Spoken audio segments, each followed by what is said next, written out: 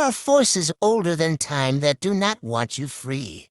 Not because you're powerless, but because you're too powerful. These forces are called Archons. In Gnostic tradition, the Archons are not gods, but impostors' mind parasites birthed by a cosmic error. When Sophia, the embodiment of divine wisdom, created without her consort, she gave rise to a distorted being, the Demiurge. This being, blind and arrogant, believed itself to be the only god and created the material world a prison of illusion.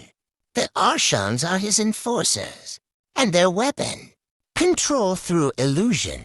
They do not need to chain your body, they bind your mind. They feed on fear, division, and ignorance, thriving in systems of hierarchy and blind obedience. Religions warped into dogma, governments steeped in corruption, media that numbs the soul. These are archonic tools. Their goal is not chaos, but predictability. They want you reactive, addicted to patterns, detached from your inner gnosis. They are the architects of your cage, but the bars are made of belief. Have you ever felt like the world itself resists your awakening?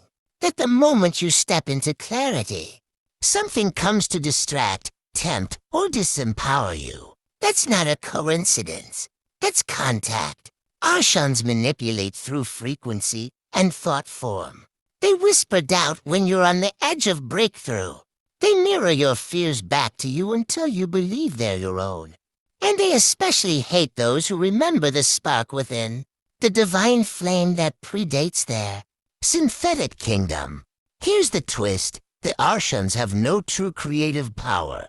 They cannot create, only imitate, distort, and enslave, which means their reign depends entirely on your participation. Withdraw your consent, and their empire collapses. Gnostic masters knew this. Christ knew this. He did not preach worship, he taught liberation from the Archons. Know thyself, he said, for when you know your true nature, they can no longer feed on you. This is not just mythology. It is psychology, history, and spiritual warfare. You are not broken. You are not lost. You are caught in a war for consciousness, and the enemy is subtle, ancient, and afraid of your awakening. So remember, you are not the voice of your doubts. You are the silence beneath them. You are not your conditioning. You are the one who observes. And no Archon can touch what you truly are.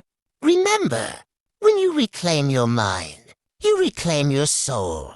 And the moment you stop feeding the illusion, you become the storm they fear.